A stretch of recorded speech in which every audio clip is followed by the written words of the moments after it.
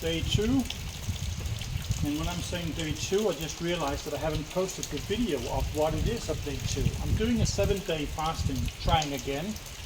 Some of you who have watched my videos has commented on my last attempt that I stopped after 56 hours that my concern about having an elevated testosterone level when I am finished with the fasting is not really valid, probably, because the benefit of having a 7-day fasting far supersedes the disadvantage by having an increase of testosterone. I think there is some truth to that, so I'm giving it another shot. And I started out, what is that, 43 hours ago, so this is day 2,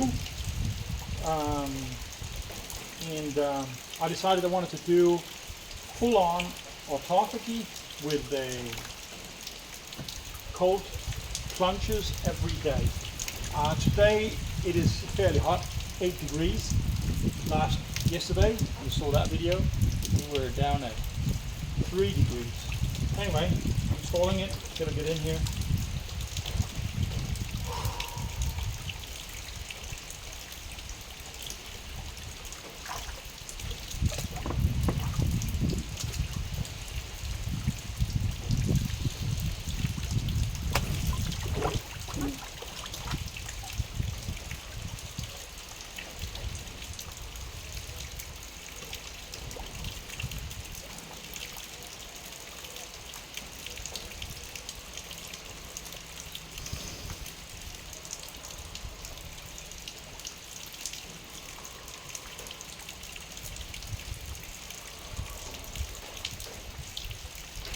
The color is weird.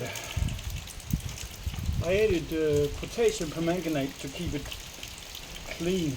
I don't think I add too much, but it looks weird. Anyway, to continue my video that I haven't posted, my blood pressure has been bad lately for a month and a half. My HIV heart rate variability that I wanted it to increase between these 2 PSA tests has decreased from 62 to about 52, and my resting heart rate has increased to about 45 from 42. So there are various things that really does not work out the way I wanted it.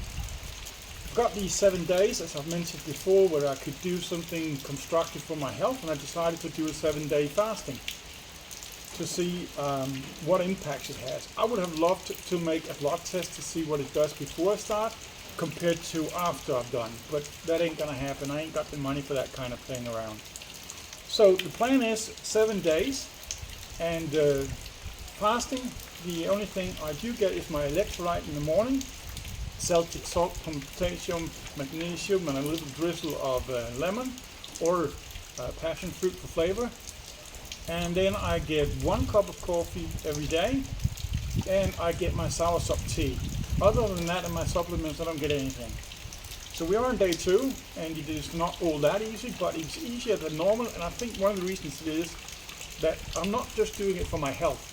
I'm also doing it to force myself to do things that I don't necessarily like to do. That's the reprogramming of your brain. Kind of killing that little devil on my shoulder that always have excuses why I should stop things that is unpleasant. And being hungry is unpleasant. So, 8 degrees today. Hope I'll get below 10 degrees tomorrow. And I decided, as I said yesterday, to do 1 minute per degree. So we gotta stay in here for 8 minutes. 2.5 minutes gone. Or probably should immerse myself a little bit more to get full on. I do like it when I've got no ice in here, I have to say that. If there is anything to be liked about it, definitely doesn't give me the headache. Wow, I'm cold. So yeah, and then I'm combining this with exercise. I'll be doing my fitness training every day to avoid muscle loss. I will be doing my running. Yesterday I went for a 3K run, and I did a personal best on the 1 mile and a personal best on the 1K. It was at 4:43 for 1K. Bam, I'm cold if you don't know. And then I'm combining it with at least 3 meditations a day. Morning and evening are Joe Dispenza meditation. Midday is going to be a Joe Dispenza or a box breathing that I do, or both. Wow. We are 4 minutes, halfway. Get my hands down. That hurts a lot. Ooh, but the water temperature is now at 8.8, it says, when it's close to my body, so there's obviously a little bit of heating going on, although I can't feel it. Wow.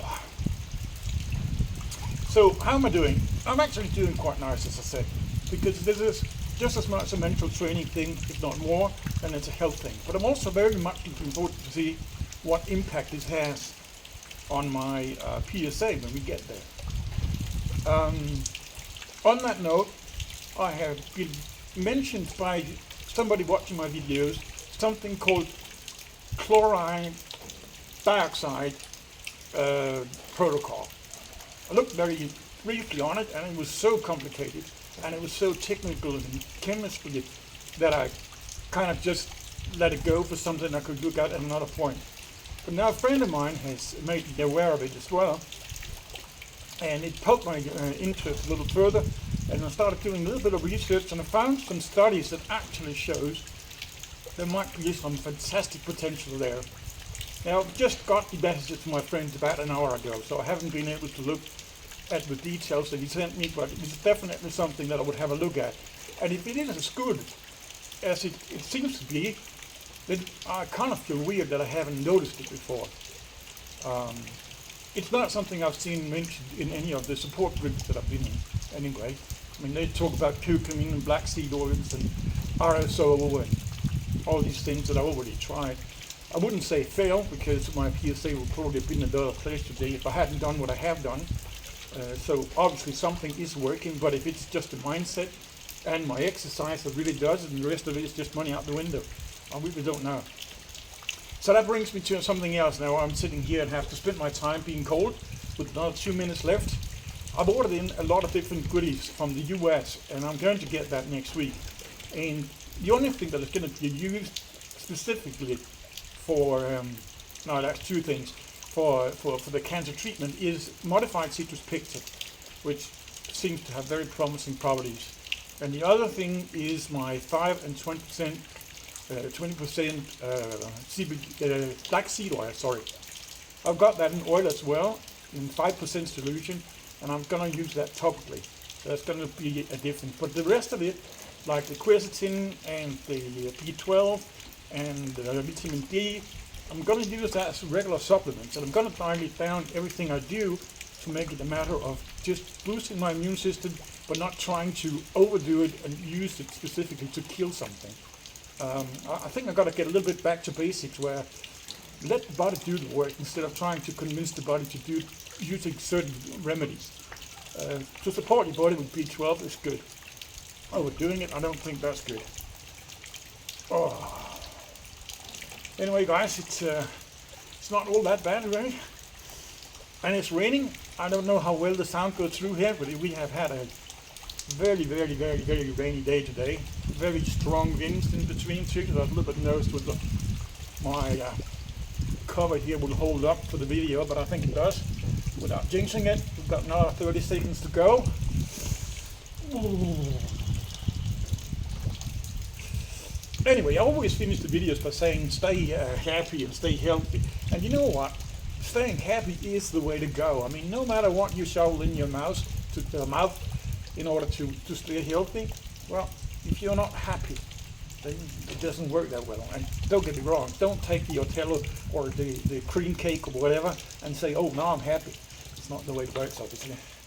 But we are at 8 minutes and we are done. So I will say, stay cool, happy and healthy.